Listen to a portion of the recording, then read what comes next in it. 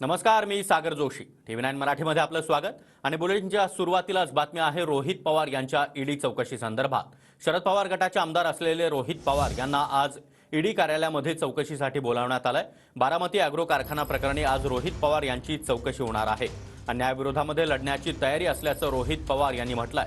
शरद पवार आज दिवसभर राष्ट्रवादी भवनामध्ये उपस्थित राहणार आहेत. तर शरद पवार कार्यकर्त्यांच्या पाठीशी कसे उभे राहतात हे आज दिसेल, अशी प्रतिक्रिया देखील रोहित पवार यांनी दिली आहे. तर कार्यकर्त्यांनी गर्दी करू नये असं आवाहन देखील रोहित पवार यांनी आपल्या कार्यकर्त्यांना केलंय. रोहित पवार यांच्या समर्थनात शेतकरी सुद्धा आता रस्त्यावर उतरले असताना आपल्याला पाहायला मिळत आहे.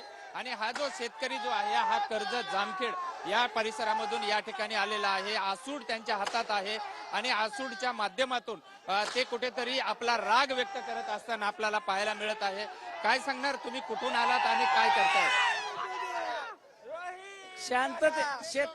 शांततेत घ्या. आम्ही जामखेड तालुक्यामधून आलोय. जे युवकांचं नेतृत्व आहे, जे शेतकऱ्यांचं नेतृत्व आहे, सर्वसामान्याचं नेतृत्व आहे, त्यांचा आवाज ह्या नालायक शासनानं दाबण्याचं काम चालवलंय.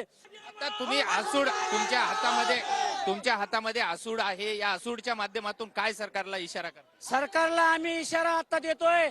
अरे शेतकरी आज नेस्तनाबूत केलाय तुम्ही. जो कांद्याला 40-45 रुपये भाव मिळत होता तो तुम्ही निर्यात बंदी करून सगळ्या शेतकऱ्याला वाटोळं करून टाकलं. आज सोयाबीनला भाव नाही, कापसाला भाव नाही, कांद्याला भाव नाही. शेतकरी भावना काय आहे तुमची? आजची भावना जी रोहित दादाच्या मागे ईडी लावली हे जाणून बुजून त्यांचं षडयंत्र आहे. रोहित दादा हे नेतृत्व आज उमलतंय. हे सूर्यासारखं तेज प्रगट व्हायला लागले. म्हणून ह्या नालायकांना हे सहन व्हाय नाही. म्हणून आज रोहित दादाचा आवाज दाबण्याचं काम केलाय.